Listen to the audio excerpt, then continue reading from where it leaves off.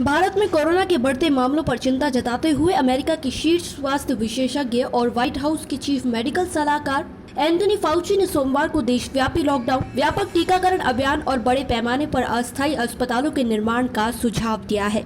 भारतीय समाचार एजेंसी को इंटरव्यू के दौरान फाउची ने कहा कि ये सभी के लिए बहुत स्पष्ट है कि भारत में हालात बेहद गंभीर हैं।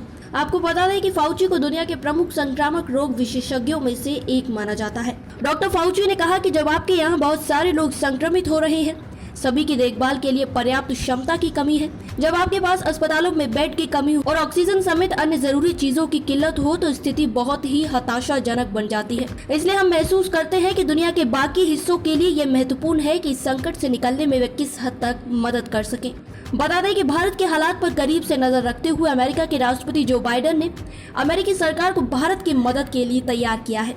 National institute of allergy and infectious disease के निदेशक ने कहा कि कुछ कदम है जिन्हें भारत को तत्काल, मध्यम अवधि और दीर्घ अवधि में उठाने चाहिए।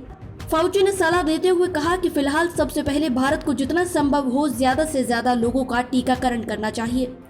इसके लिए वे भारत में विकसित दोनों वैक्सीन के साथ अन्य आपूर्तिकर्ताओं से भी वैक्सीन खरीद सकते हैं, जैसे अमेरिका, रूस। जो भी देश और जो भी कंपनी वैक्सीन की आपूर्ति करने के लिए तैयार हो, उससे आपूर्ति कर सकते हैं। उन्होंने कहा कि लेकिन वर्तमान में जो तत्काल समाधान है, और मैं यह भी जानता हूं कि भारत उसे पहले से कर रहा है, इसलिए मैं कोई नई चीज नहीं बता रहा जो आप पहले से नहीं कर रहे हैं। कुछ दिन पहले भी मैंने सुझाव दिया था और मैं मानता हूं कि भारत के कुछ हिस्से ऐसा कर रहे हैं और वे लॉकडाउन लगा रहे हैं। फाउची ने कहा कि अन्य देशों में, उदाहरण के लिए चीन और ऑस्ट्रेलिया ने अपने यहाँ प्रकोप ज्यादा देख एक निश्चित समय के लिए संपूर्ण लॉकडाउन लगा दिया था।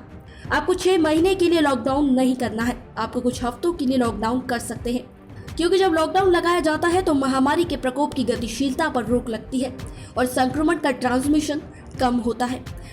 हमारी आज की इस रिपोर्ट में बस इतना ही। मैं श्वेता चौहान, पंजाब केसरी, दिल्ली।